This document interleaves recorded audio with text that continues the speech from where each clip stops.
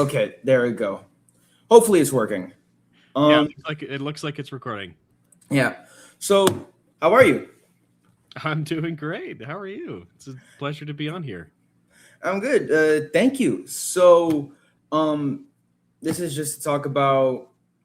Since I've noticed it's kind of like a niche, almost like I don't know how you'd really call it, like not a franchise, but like topic amongst the Uh-huh. dinosaur and creative community, like dinosaur themed fantasy. Yeah. Um, and you obviously contributed to that with Extinction, Obsidian Dawn, which I finished reading a few days ago. It's so good. Um, I'm so glad you liked it. it's awesome. Just to start out, just to get the ball rolling, kind of tell us a little bit about yourself, what you do, where did this love for dinosaurs and Mhm. history and stuff, where did that come from? Yeah, so I'm Isaac. Hello. I have loved dinosaurs ever since I was about 2 years old, and I saw Jurassic Park and Land Before Time for the very first time. The scene, especially in Land Before Time, when the sharp tooth was fighting all the main characters and fell into the lake, made a big impact on me when I was a little kid. I would recreate it in the sink, pouring water into it with all the little dinosaur figures, and I would change the ending so the sharp tooth won. So from a very early age, I was a big theropod fan. I could tell a lot in a lot of your videos on your channel. You talk a lot about Dinosaurs, Tyrannosaurs. I myself found myself to be a little bit of more of a sauropod fan. I think it's just a thing about their Yeah. size. I mean, sauropods are amazing. I did my undergrad research on sauropods, so I'm with you there. Oh, I'd love to hear about that. But yeah, I published a book a few months ago called Primordial about the story of life on Earth. And now I'm currently working on a project called Pray for the Wicked, which is sort of a fantasy trilogy set around like the theme is like what it takes to grow up, the journey from boyhood to manhood, but it's set in like a dark prehistoric world with magic and all Oh, that. nice. Is it Pray for the Wicked with an E or with an A? With an E. It's based on the saying with an Nice. A, so it's a little bit of a twist. That's a killer title. That sounds Thank awesome. you. So where did the idea for the Extinction series or Obsidian Dawn, kind of whichever came first, where did that like start? Well, ever since I was 12 or 13, I knew that I wanted to write some kind of fantasy with dinosaurs as the main characters. And I personally wasn't very satisfied with the options that were out there. Paleofantasy is incredibly niche, like you were mentioning, and there's not a lot. It's really pretty rare. I got the idea specifically for Obsidian Dawn when I was living in Mexico City at the time, and I was taking a trip on the metro down there, and I had sort of like an image in my head as I was standing on the platform inside of this huge underground tunnel system. And I wondered, what would this look like if it were flooded and filled with giant carboniferous invertebrates? And so that's where the idea of placing this series like in Mexico City of antiquity came from. And I started researching and talking to people as I was living there and learning more about the history and the culture and getting back into contact with kind of like my own Mexican roots way back. And it was really just an amazing journey. It took about 4 years of research to finish the process for the first book. That's so cool, especially as a person of Mexican heritage myself. I found myself sort of like I would just be randomly looking up stuff like, oh, what like was this actually what this god was about? And then it'd be like, oh, I just go down a rabbit hole. And eventually I started talking more to my parents, and then it was just like I basically went down a rabbit hole of like seeing Mexico before it all got covered up. And I think I know exactly what scene the tunnel was inspired by. Oh man! I mean, can we talk spoilers? If you've read the, yeah, I think if anybody is watching this interview, they've probably read the book. So I think, yeah. And if you haven't, then you're missing out. Please read it. It's a pretty quick read. I read it in maybe a week. Like, yeah, it's not super long. It's just under 400 pages. Yeah, it goes by like that. It's so cool. So, I picked up a lot of Lord of the Rings vibes. That's the highest compliment I could receive. So thank you. Oh, dude, of course. If like, especially with the whole thing about just being a good person, the difference between like bloodlust violence versus like protecting, and like the classic romance. I was sucked right into that. I absolutely loved it. It reminded me a little bit more of like Game of Thrones, though, with how like grim sometimes it felt. Sometimes it gets pretty dark. I actually haven't seen Game of Thrones myself, but I've heard very Mm. good things about the way that kind of the gray morals are managed. It's very good. I mean, the ending is something happened. It froze up. Okay, Um. looks good on my end now. All right. Um. Overall, yeah, it's good. The ending is could be better, but it's That's fair. it's still a worthwhile watch. I keep trying to tell people get on the show. It's so good. It's worth it. But Yeah. man, Speaking of which, I love your shirt. oh, thank you. I got this at the AM&H a few years ago. That's incredible. Okay. Wait. What was the inspiration for Kamaxli? Am I saying that right? Yeah, Kamashli. Um, what was the inspiration for his relationship with Isli, his big Utah raptor? And quick detail, I love the world building that like they were brought over from the north, from like that sort of more desert area. Like I love that kind of stuff. Thank you. Well, yeah, with the Utah Raptors in particular, I was thinking I knew that I wanted to make this first trilogy about the Aztecs in particular, about the Mexica. But I was thinking, what kind of cavalry would they have geographically in that area? Where would it come from? I wanted to have raptors specifically just for the aesthetic of the cavalry, especially big raptors like Utah Raptor. And so I started looking more into like the foundational myths of Tenochtitlan and where the people came from, learned more about the potential areas of where Azatlan could have been placed, whether it was in northern Mexico or the southwestern United States. And I was thinking, Utah Raptor is from that area. It would make perfect sense if they brought them down and engaged in that sort of, essentially selective breeding to use them as bigger, stronger, faster cavalry units. In terms of Kamashli's relationship with Eatsley specifically, I wanted Eatsley to very much have the feeling of being like a pet cat, where she's graceful and a powerful predator, but is also just kind of a spaz sometimes. You've read the book, you know how sassy Eatsley is. She's very so sarcastic. funny. Yeah. Oh, oof. This is something that I had a little bit of a hard time figuring out. The dinosaurs go by common names, which makes it so much easier to read.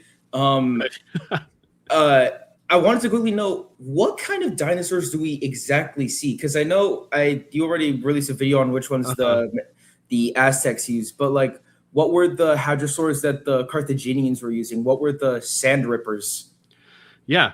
So there are size comparisons with specific illustrations in the book for those who aren't super familiar with the scientific names. But the Carthaginians, I believe I had them using Ajnabia. Let me double check. Yeah, they were using Ajnabia, and the Aztecs are using Tlatelolfus.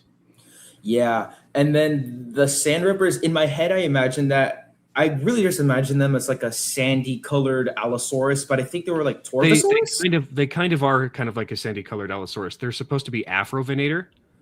Ooh, that's awesome. They're bigger and bulkier than the raptors, but they're still pretty lithe and fast. Yeah, I noticed a lot of scenes where like you have like just droves of them coming in, and I mean that makes sense. Like that's how you would run a military like that. But I was like, would something as big as an Allosaurus actually work like that? But no, from the illustrations I've seen, yeah, Afrovenator would be that manageable size. And I love how the dinosaurs were portrayed even when you couldn't like hear them talking. Psychic connection. Like General Bulmakar with his Carcharodontosaurus or the Bladejaw Ripper Ditto. I think that was it. Yeah, Dido. Yeah, Dido. I love the reveal at the end that it was like a funny name, but it was still absolutely terrifying. And there's a specific line that caught my attention. He says that Romulus gave him a better fight. I'm not going to say anything more on that yet. I would love to hear more on that. There's definitely going to be a little bit more detail about Bomilcar's previous conquests. Some of the stuff in the second book. You'd learn more about Carthage in particular. Sweet. I've seen the cover art with Asasuna with the Quetzalcoatlus and the Acrocanosaurus. It looks so cool. Yeah, Hitoresco just did an amazing job with the covers of the first two. I can't wait to see his stuff for the third one. Cooked. He also did the like sketch illustrations inside, right? Yeah, he did all of the size comparisons, all of the concept art. That's 100% him. I'm planning, if everything goes well, I'm planning on having him do covers for 12 books. I would read every single one of those. 110%. I hope so. Are there any deleted scenes or concepts that didn't make it in or had to be adapted in some way, shape, or form? I wouldn't say that there's a ton of like totally fleshed out scenes that I ended up removing from the final draft of the first book. I cut down some paragraphs, just kind of tightened it up a little bit. It was definitely very different from the first draft. The first draft had Kamashli breaking up with Azucena and then ending up with somebody else that he met on his travels. And he was actually the person who went to Azatlan. Yautzel wasn't even really much of an important figure at all in the first draft. So definitely all things for the better that were changed. That is insane. And I especially love the theme of like overcoming fear. And it was done super well with like, as a princess, Azucena would know a lot about her land, but having her placed in like sort of an alien environment, especially with like the lightning blood kings. But were they? God, as a dino nerd, this thing was an absolute joy. But like, were they like Labocania or Nanotyrannus or something? It's a little ambiguous with the lightning blood kings because there's so many types of Tyrannosaurs that would fit that perfect description. When I was writing that scene, I imagined them as like a pack of Lythornax. Ooh, so some of the more like bulky, more T-Rex-esque ones, not so like narrow. Just a lot smaller. Yeah. Yeah. And then obviously you have the actual Destroyer Blood Kings, which I love the way that they were written, almost like less like animals, but more like dragons or like a Leviathan. That's kind of the feeling I wanted to capture was how would people with access to only very primitive technology react to something so massive and dangerous? You know, something that even modern weaponry might have a hard time dealing with sometimes. Oh, yeah. Like all the scenes with the Carcharodontosaurus where they're just mowing down the raptors. It was honestly heartbreaking just seeing them get overwhelmed. And where did you get the idea for like the gem bonding and like the telepathic connection? That's actually a good question. It feels like that's been a part of the series for probably the last 5 or 6 years. I'm trying to remember if I even have a time where that wasn't part of it. It may have been inspired partially by Brandon Sanderson's Mistborn, where different metals are associated with certain powers. And I think I wanted to tinker with that to say, I want to take the field of mineralogy, combine it with archaeology and paleontology and create something unique. You basically mineral has its own power. It connects you with a different type of animal. Yeah, like you basically combined everything that someone could be a nerd about and put them into one thing and made it like absolute cinema. That was the goal. I'm glad it seems to have come across. It's so good. This is something that I kind of had a bit of trouble figuring out. What were the quote unquote like abandons? Because there were animals that were like normal things, like the little macaw. Was it a macaw? Then there was like a little caiman, like just tiny stuff around the beginning.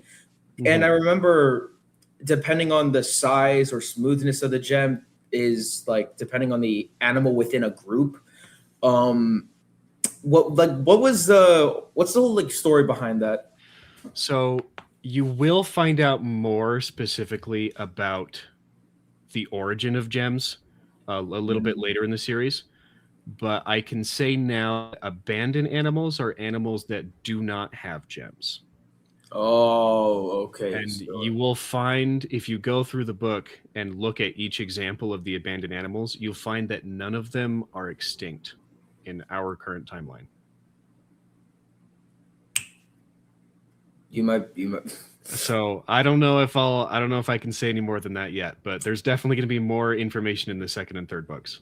I want to like this is the way my brain works. Like I find something cool in a story, and then I just try to like take apart the like world building of it. But that's interesting. The fact that none of those animals are extinct. That Mhm. I have an idea forming in my head that like, are you playing into some type of flood ideology of Well, there's non the wave that's mentioned. The that? details haven't been shown yet within the series, but we know that there was some kind of huge apocalyptic event. Mm, um, what was the part where like when was it that you decided to bring? Oh, wait, my camera's shaking. Like mythology into it, like literally having the gods as characters, like Sipetotec, Huitzilopochtli. Like there's a big emphasis on them. Yeah, that was actually a second draft thing. In the first draft, I didn't actually have any of the gods as being part of the story. I wanted to be extremely grounded, very focused on just here are dinosaurs with their cultures, and that's all it is. But I'm so used to writing epic fantasy with like crazy cosmology stuff that as I was going through the second draft, I couldn't help but end up having the gods become real and become part of the story. And Xipe Totepec ended up becoming a real figure in the plot, and then Huitzilopochtli was Oh yeah. himself there, actively participating in the storyline.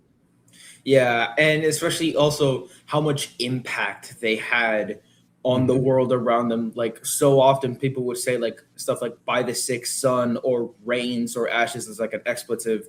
And then originally I was like, wait, what rain? And then it made sense because there are gods like Tlaloc, Yep, like Tlaloc in particular. trying to remember the fire god, or is that actually Huitzilopochtli? Um, I mean, there's so many gods that there's a recognize lot. the same concept in Aztec mythology. So there's that one in particular could be referencing a lot of things. But Rains, I was specifically intending to reference Tlaloc. Um, what this one may or may not be like spoilery for future. You don't have to answer this one I'll directly, answer what but I can. I'll yeah, answer what I can without spoiling too much. what animals will we be seeing more of in the future, or like what's are an animal or a group of animals that you want to include in the future at some point? Ooh, well, this shouldn't. Yeah, this. I don't think this is a plot spoiler. In the second book, in particular, you're going to see Megalodon. Ooh, That's definitely that's an important part of some things that happen there. There's going to be some Megaraptoran presence as well, nice. specifically gigantic like megatheropod tier Megaraptorans based off some fragmentary stuff from the El Molino Formation. Is that I'm trying to remember? Is that the one called El Tío, or is that like Maib? Yeah, Maib is. based on El Tío. Ooh, that's gonna be so much So fun. we're not just talking my class. We're talking like 7+ ton Megaraptoran giant stuff. Is that a little bit like you kind of using the fantasy creative license, like saying these are a little bit bigger than our Earth fossil species, or is that like you're going strictly based off of science? Yeah, I'm trying not to dramatically oversize the creatures in the series because I want it to be still a little bit more grounded, even if some of them do have, God-given superpowers. Um, so the biggest that I'm going with each of the animals is what I think would realistically match a bell curve in terms of population. And I'm not including animals that aren't based off of at least some type of fossil evidence. So like El Tío is based off of footprints. It's not the Right. best evidence out there, but they're gigantic, probably Megaraptoran footprints. So I'm not just gonna like throw something out there that I totally made up.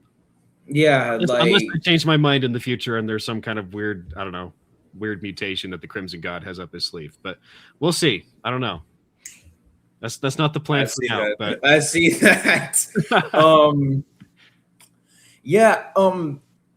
I kn- was there actually an idea from the start, or not from the start, because you said it was like from the second draft, to uh-huh. have like there be a connection between Balhamon and I don't know if I'm saying that right. That's my Spanish accent.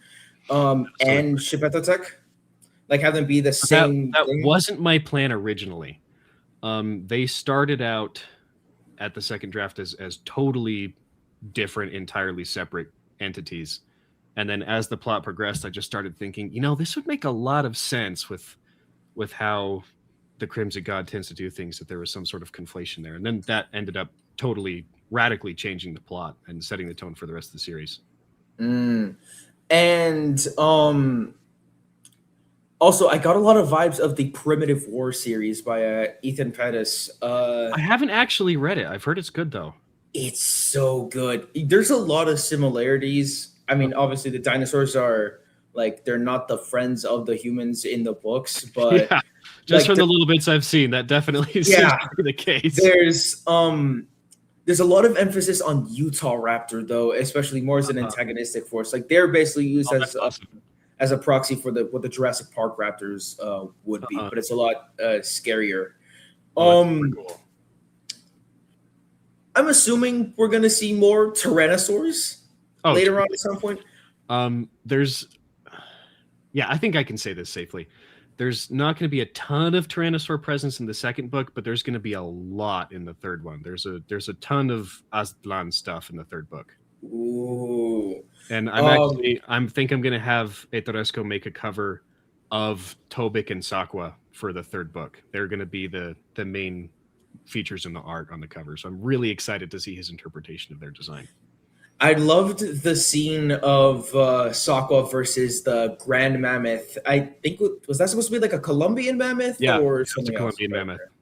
That was so cool. I just imagined it as basically like a bigger version of the one that's in Prehistoric Planet Ice Age. Also, I mean, people who have seen your channel will probably know this. The fact that Tyrannosaurus is like your favorite group of dinosaurs or your favorite dinosaur. I couldn't justify not having some crazy Tyrannosaurus Rex aura farming scenes in the book. It was inevitable. It's going to happen in future installments. So good. And I'm gonna take a stab and say that the Titans, the sauropods, were those Alamosaurus or was that Alamosaurus? It was well, there was a mixture. There were mostly Alamosaurus, but there were some Brachiosaurs in there as well. Really? Oh, so we're getting ones from different times, not just from the late Cretaceous. Yep, there's all sorts of stuff from all across, not even the Mesozoic, but the entire Phanerozoic. That's so cool, especially with the insects, the plague bonders with the centipedes. Were those supposed to be Arthropleura? So the centipedes were some type of hypothetical ancestor to Scolopendra, where they were extinct long enough that they could have gems, but they were modern enough that their venom would still be medically significant.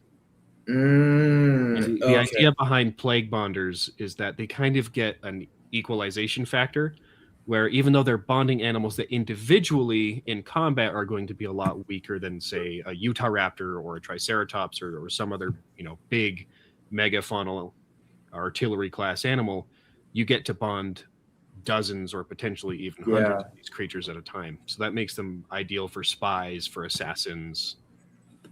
Yeah. Plus the twist also that, speaking of groups, the fact that the Crown of Aztlan wasn't a literal artifact, but it was a whole group. And a group of people. Yeah. There was a scene where Tobik basically said, he basically tells the rest of the council, you guys aren't going to help. Screw you. And he says that the nightmare rides again. I remember hearing somewhere that a group of Tyrannosaurs is called a nightmare. Is that where you got the idea? I actually came up with that. That's so awesome. That is so. Why did you choose that term? I just thought it sounded really metal. You know what? That works. 100% my reason. I was like, a nightmare of Tyrannosaurs. That just sounds cool. Let's roll with that. So in universe, that's what they're called, and I'm gonna try and get that to catch on in the greater informal parlance in the dinosaur community as well. So we'll see how that goes. I'm 100% down for using it for any group of Tyrannosaurs. That is so awesome. Another question that I had: why did you decide to go with from the perspective of a common soldier instead of when you could have it be a warrior prince? Yeah. like have it be set in like the upper echelons of society? Why go with someone who's basically the rest of the world sees him as like down at the bottom? Relatively the lowest of the low. Yeah. This was actually another big change that happened between the first draft and the second draft. In the first draft, Kamashli was actually the pack leader. He was in charge. Yeltsil was his second in command. He was the one calling the shots and taking all these actions. And then I read 2 different series that completely changed my worldview on the rags to riches, or like to the hero worship. Not trope, but archetype. Yeah. Dune and Red Rising. I've only read the first Dune, but it's a masterpiece. And Red Rising is absolutely amazing. It's probably my second favorite series ever, just behind Lord of the Rings. And seeing the way that Frank Herbert and Pierce Brown crafted these characters that, well, in the case of Paul from Dune, he started out as a prince, went down to 0, and then became this like false messiah figure. And that arc was just incredibly fascinating. And then with Darrow from Red Rising, where he starts out as the lowest of the low, he's incredibly oppressed. His whole life is basically a lie. And then he becomes this like elite, basically god of war through through the people that help him, as well as his own choices. Yeah. And I thought that was really interesting. So I wanted Kamashli to kind of mirror that, to be given a choice to become this Paul figure, this false messiah, or to become somebody more like Darrow, where he's still making difficult choices and potentially causing a lot of harm to people, but doing it for the right reasons. Yeah. There was a lot of moments where like you're sort of on the edge of your seat wondering what's he gonna do, because he has everyone's best intentions at heart, but so many times it's a lose-lose situation. And another question that I had kind of just from the start, what made you decide on having the Carthaginians be the main antagonists, at least of the first book? Yeah. Well, one thing was I thought that Rome, while awesome, it's a super interesting, complex culture. It doesn't have the dinosaurs to be a valid political force in this timeline. So with each of the civilizations that I chose, their military is chiefly based off of the animals that are actually within their geographical borders that they would have had access to as potential bonders. So Rome became a non-factor, which chiefly left what kind of overseas empire would have the infrastructure and the nautical knowledge to cross the ocean and maybe even have a reason to. And the Greek city-states, they had the naval technology to potentially cross the ocean. They were very advanced in that regard. But they're a lot more insular. There's a lot of infighting between them. Carthage, however, was the main maritime power in the Mediterranean before the First Punic War, when Rome ended up taking a large part of their commerce away from them. And so in a timeline where Rome is a non-factor, Carthage ends up becoming this huge Mediterranean superpower and eating up a bunch of these smaller Phoenician city-states. And yeah, so it was just kind of a natural progression of how the economy worked, how their technology worked, and just like that what-if scenario of if Rome isn't there, who fills then who would take over? Yeah, and Carthage made the most sense. Yeah, I honestly saw it as like, oh, well, they were the ones that used the biggest war animals in real life, the North African elephant, and that's what I thought. Oh, because then he's using Carcharodontosaurus. I'm assuming we're going to see.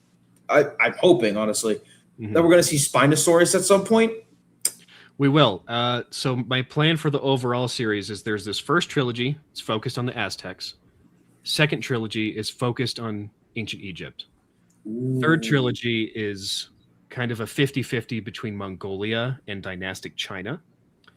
And the fourth trilogy kind of brings the characters of all those 3 trilogies together, Avengers style. Oh, we're going to get to see stuff from all over the world, a bunch of different cultures. That's so cool, especially because I honestly used your videos a ton as research for Pray for the Wicked, of like what animals would be best in warfare. I don't think this is a spoiler for my own thing, but you mentioned that Chanchaosaurus, if Genghis Khan had access to them, they could like flank an enemy quickly, and you could feed them with the casualties of battle, the same way that Genghis Khan fed his horses with grass. Mm-hmm. In Pray for the Wicked, there's something called a fleetfoot worm. Worm spelled WYRM. Nice. they're basically almost my version of a mutt, a small tyrannosaur, a mutt alioramine. Most of the animals used in the military are basically mutts of wild versions because they can take them out of the Yeah, they're wild. going to be selectively bred for whatever Yeah, purpose they need. That's yeah. smart. Or like tracking worms. Those I had to kind of pick between a Belosaurus or Ceratosaurs. I ended up picking Ceratosaurs just because might as well give them some more attention. And then Ceratosaurus is so underrated. 100%. I just this morning I wrote a scene for Obsidian Empire that had a Ceratosaurus in it. Whoo, that's gonna be fun. And where was I going with this? Oh yeah. And battle worms are kind of just mutts of Tyrannosaurs or Carcharodontosaurs, depending on which of the two you pick. Yeah, that's super epic. I'm wondering what media, because you mentioned stuff like Red Rising, Dune, Lord of the Rings. I picked up a lot of that. Like what media inspiration, like those things aside, were your main inspirations? For Extinction as a series or for the Obsidian trilogy in particular? Either or, both. Either or. Yeah. I'd say in terms of thematics, probably Dune and Red Rising are the biggest for this first trilogy, especially with the mirrored arcs of Kamashli and Yautzel and how they start at pretty similar places and then have opposite trajectories. I think mirroring a positive character arc and a negative character arc is really, really interesting, and I've enjoyed it quite a bit. Transformers 1, actually. I don't know if you saw the animated one. Yeah, the Megatron and Optimus. Yeah, with Megatron and Optimus. I went and saw that movie specifically because I knew that it was a best friends to enemies story. And so I wanted to watch it to try to get a little bit more meat in between the Kamashli and the Yautzel character interactions, kind of how their friendship deteriorates throughout the story and they become basically Anakin and Obi-Wan by the very end. So Revenge of the Sith, that's another good one there. I didn't think of that while reading the final battle, that it was like Anakin and Obi-Wan. I kind of just like imagined it, as you said, like went from friends to enemies, like Optimus and Megatron. Mm-hmm. Yeah, neither of them are chosen ones, but they're both chosen ones at the same time. You know, they end up being essentially the avatars of totally opposite gods who have very different moral values by the end of the book. Yeah. Speaking of which, at least around the end, we get a lot of dialogue from Huitzilopochtli talking about, like, apparently he's made his own fair share of mistakes. And there's one line at the very end that he's talking about, I don't have much stuff to worry about, at least not on this planet. You caught that. I want to know. I want to know. I'm hungry to know. What are you? I will answer what I can without giving super mega ultra spoilers. Kind of just, where are you planning on going with that? Like, okay, is there any actual mythological inspiration, or is this kind of stuff that you're like making up with creative license? This is something that is going to tie in loosely to non-extinction books that I've been planning for the past, what year is it? 17 years or so. So Extinction, it's going to be self-contained. You're not going to have to read any of the other books that are referenced. But in 10 to 12 years, you're probably going to be able to come back even to the very first Extinction book, and you will find references to things that you would expect are in an entirely different universe. So everything that happens in Extinction is a subset of a much larger cosmic conflict that will receive its own 3-part book series later on. Will there be dinosaurs? Potentially. Honestly, knowing you, I'm gonna take that as a yes. Or at least as one of the worlds I will say is based off of a late Triassic seed world. But epic fantasy. It's about time the Triassic got some more attention. God, I need to add more Triassic stuff to my own thing. Jesus. The Triassic's awesome. The more I learn about it, the more I'm like, holy crap, this is quite possibly the coolest time period of all time. It's straight up like it is a literal fantasy world. Basically, you just got to give stuff different names. Yeah, you just look at it and you think this is insane. It's an entire planet that's controlled by crocodiles. What's going on? Was there like a main message, I guess, or a moral, or like a big takeaway that you wanted the audience to walk away from, at least Obsidian Dawn with? I would say that probably depends on the character that you're following, because everybody has their own separate arc. Yeah. I would say one of the biggest takeaways is how to handle blame and how to handle responsibility for your mistakes rather than blaming other people. Yeah. Especially as we see in the contrast between how Kamashli and Azucena handle things versus how Yautzel handle things. Yautzel looks a lot more inward and says, why did this happen to me? Why did my friends fail me? This is their fault. And so that ends up making him a lot more vulnerable. Yeah. Kamashli and Azucena, while they're offered a lot of the same opportunities to complain, and I don't think anybody would blame them for complaining with the things that they've been through, between assassination attempts and watching their friends get massacred. Slaughtered. Yeah. Rather than focus on the pity party aspect of it and becoming that fragile person, they say, okay, clearly there are things in this situation that are outside of my control and that I shouldn't blame myself for, but I can take accountability and I can do my part to make sure this doesn't get worse. Yeah. And one that I found at least very touching, Azucena's whole thing about like socializing and like trying to make a good impression. As someone who's like kind of been left under the radar, I guess you could say, because I was always like the dinosaur kid. Yeah. I honestly related to that a lot, and especially how there's always like the one friend that you've got that will like back you up. And honestly, Mito was great. I found myself like imagining him sounding almost like oh my god, what was his name? Lord Shen from Kung Fu Panda 2. Kung Fu Panda 2 is a masterpiece. That's such a good movie. Good. Easily the best one of the series. I think it's the best one. The first two are both fantastic, but I think the second one's better. Oh yeah. Okay. I know that you've made a lot of Lord of the Rings comparisons, at least from what I picked up on stuff here, like the Crown of Aztlan being almost treated like the One Ring. The MacGuffin that turned out to not be a MacGuffin. Yeah. In your opinion, what is a scene in the Lord of the Rings, either the films or the books, that could have been better with a dinosaur or a prehistoric animal? Oh, holy Hannah. Okay. Well, one scene that was a very heavy inspiration for me, and which I honestly think I think it's the greatest scene in movie history, is the charge of the Rohirrim at the Battle of the Pelennor Fields.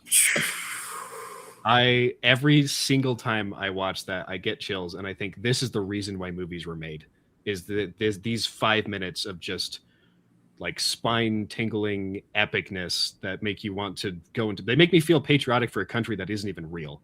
Like that's probably one of the biggest compliments you could give to anyone working on a fantasy project. Like I felt patriotic for something that doesn't even exist. Like I would fight with the Rohirrim. I would join their ranks. I would fight for Theoden and the way that the music spells and everything. But imagine if instead of horses they were riding Tyrannosaurs.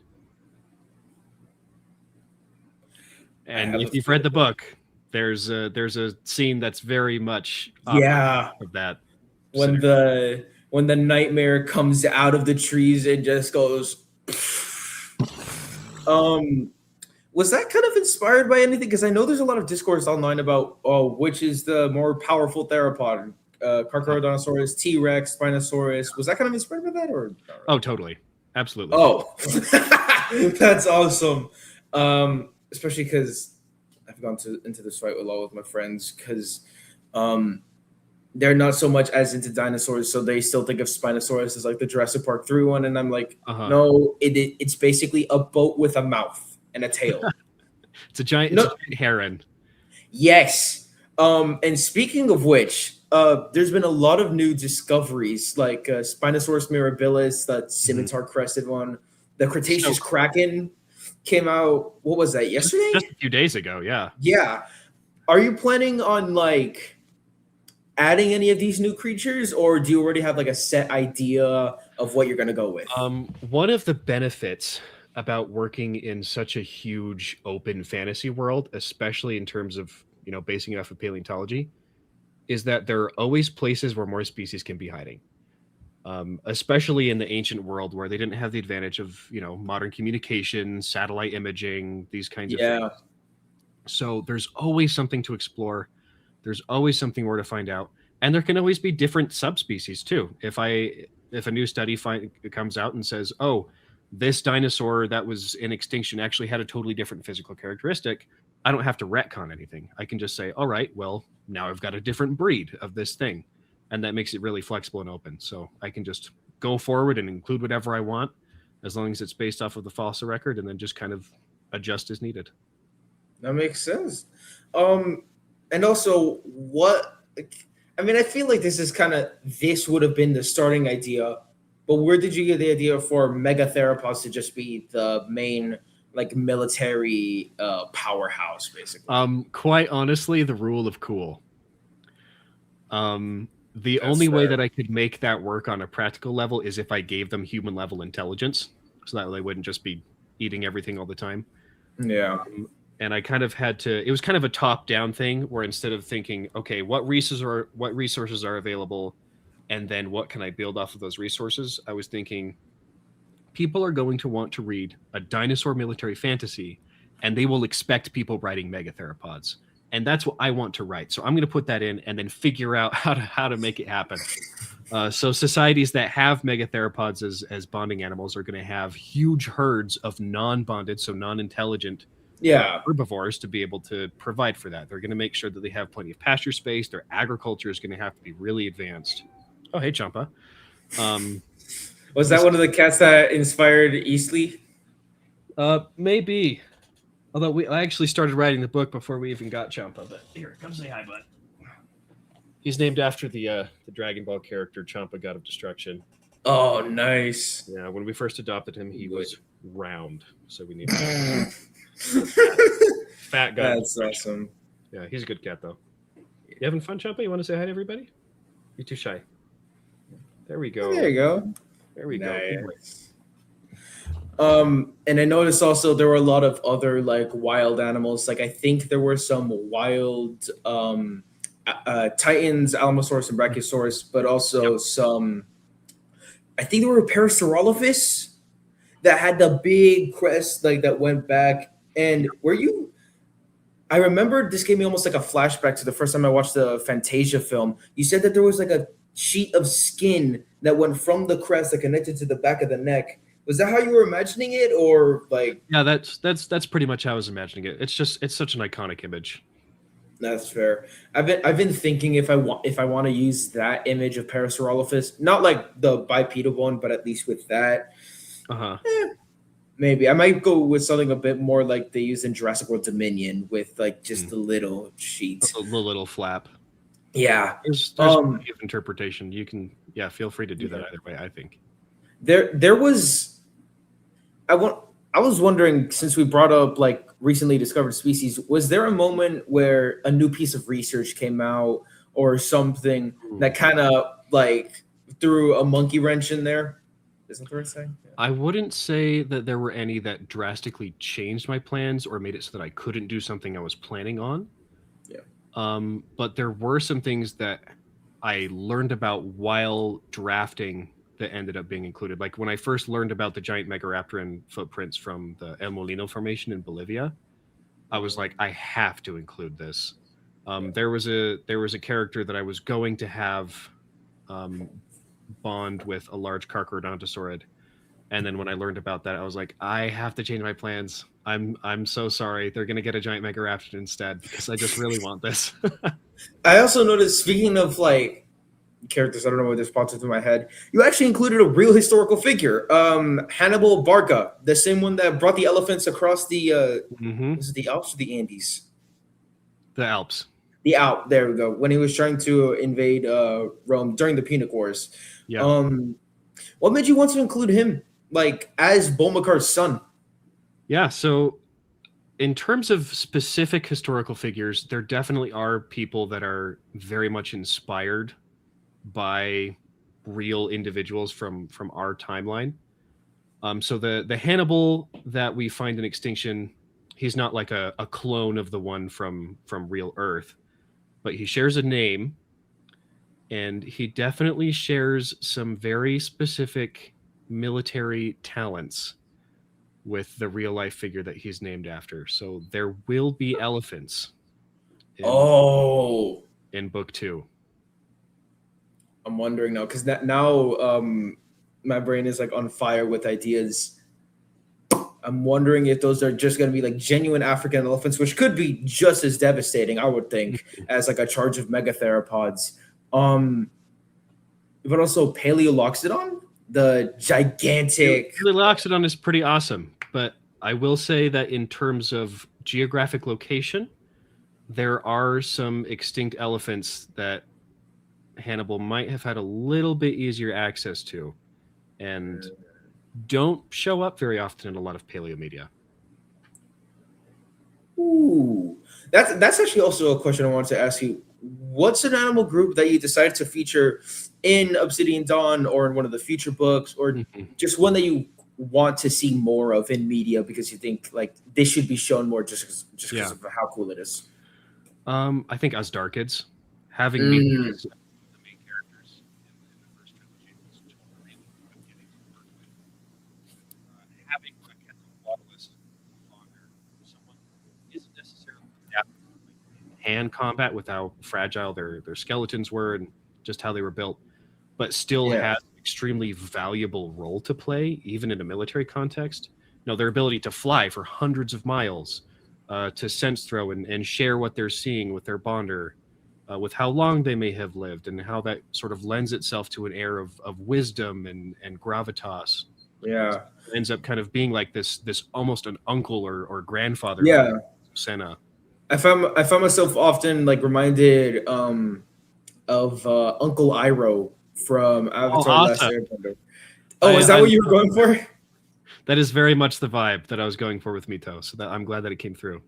That's great. You said that they could live for a long time. Is there like an actual set number that we have, or not that I'm aware of? I just imagine them as just living for a long time in the series, just to kind of help them fulfill this like almost royal status.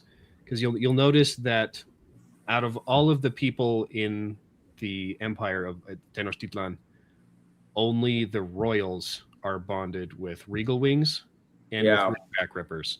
So Acrocanthosaurus and Quetzalcoatlus, they're status symbols essentially, and it's difficult for people to be born outside of the royal family who have the power or the type of gem to get that. Yeah. Wait. Oh, God damn it! Why does my brain always do this? Yeah, I also noticed that like you use the rule of like few and far between for animals. Like the reason, at least the way I picked up on it, why whenever we saw Namaquish, the giant Acrocanthosaurus, why we saw him as so imposing and awesome is because we rarely ever see him, or we rarely ever see other animals of his kind. And I had the question, but then I forgot it again. About just it was between megatheropods. I don't know. Not I don't know. I lost it in my head. Oh yeah. The common names. Where did you get the idea for that? Instead of like, I mean, it would make sense. They say something like Ripper or Shieldhorn instead of like Afrovenator or Triceratops, or was it Coahuilaceratops or was it something else? Coahuilaceratops, yeah. I was thinking. I was looking at the illustrations, and I was like, that looks more like Coahuilaceratops, but it may also be like a smaller breed, I guess, of Pentaceratops. I don't know if that you were right the first time. Yeah. What gave you the idea for common names? It was actually I started reading the series Dinosaur Lords by Victor Milan. I didn't get super far into it. I only read the first, I think, 30 or so pages. And when it showed up and said Triceratops with no capitals, no italics, just as like a regular common name, I said, huh, this feels a little odd. I think when I write my series, I'm probably going to do something a little bit different because I want them to have common names that aren't scientific. Because, Yeah. who on earth is going to read a book that's all about somebody bonded with a Sinosauropteryx where it says Sinosauropteryx Every couple pages. paragraph? Yeah. Yeah.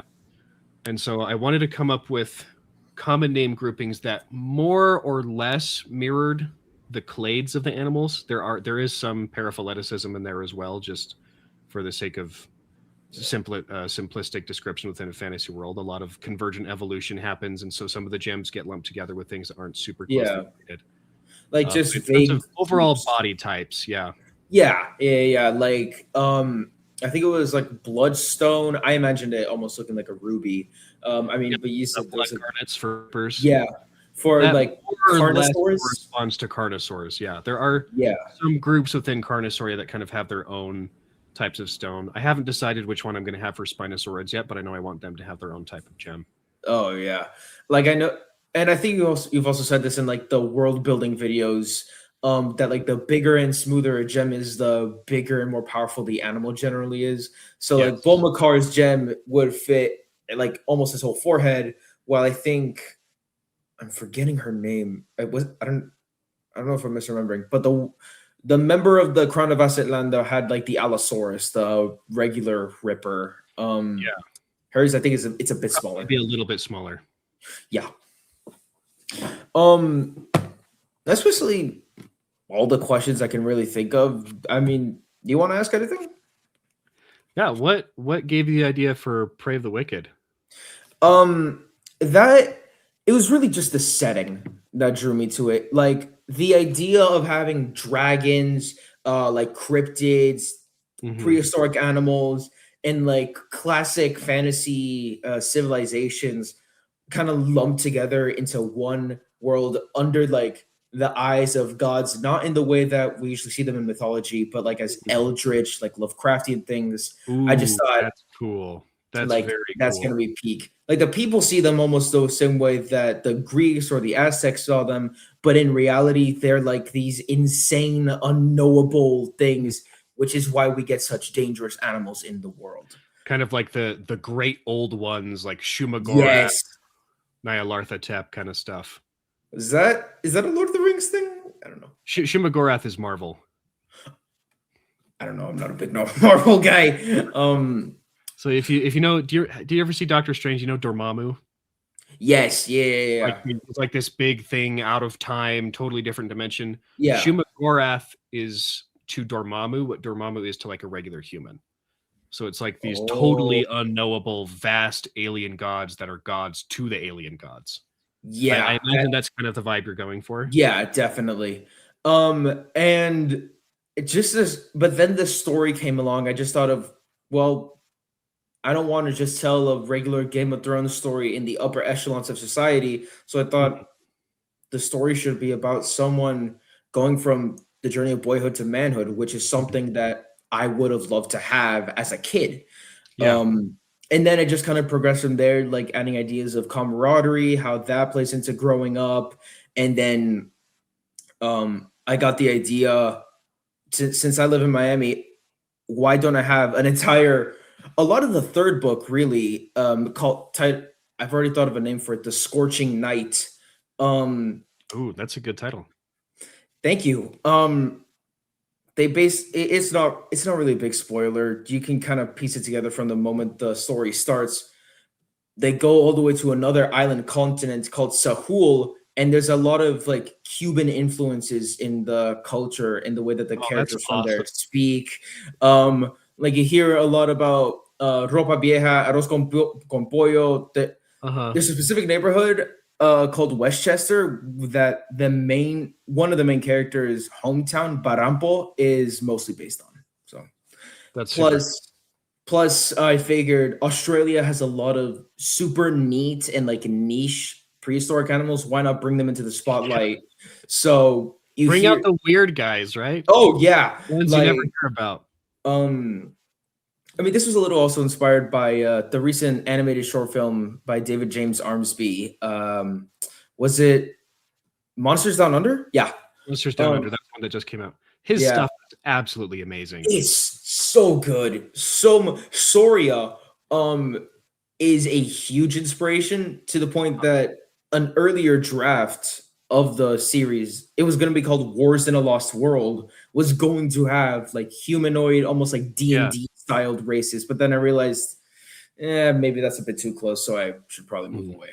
But a lot of those core elements of like the wilds and nature versus human tech, almost like Saruman versus the Ents in Lord of the Rings. Yeah, the industrialization of nature against the encroachment of nature. Yeah. Also, did you see that they not that long ago they put the movies back in theaters? I actually went and saw Fellowship last summer with one. Oh, that's so cool! Got amazing. Getting to see the Balrog on the big screen was just the scene where it roars and it just sounds like a blazing bonfire. It must have just been. It shook the theater. It was incredible. That's so cool. I had a class called Imaginative Literature. It was basically a Lord of the Rings nerd out class. My teacher, he gave me. Oh, my computer just said something weird. Everything looks normal on my end.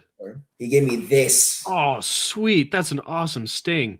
Yeah. He gave me it for my birthday too. So, peak birthday present. Yeah, seriously. And that's then nice quality scabbard too. Was the wood on the sting red? I don't remember it being this bright red. I don't remember it being quite that red either. I don't know. I remember it looked kind of mahogany, but not like straight up almost blood red. But yeah, we almost checking myself right now. Yeah, it looks like the film prop had more of like a like you said, mahogany, a darker brown. Yeah. I wonder if maybe it changed between The Hobbit and Lord of the Rings. No, yeah, it stayed mahogany. Yours it's special. You got a shiny one. That's so cool.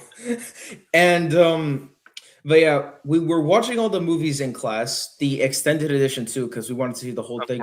But we didn't finish Return of the King by the time the semester ended.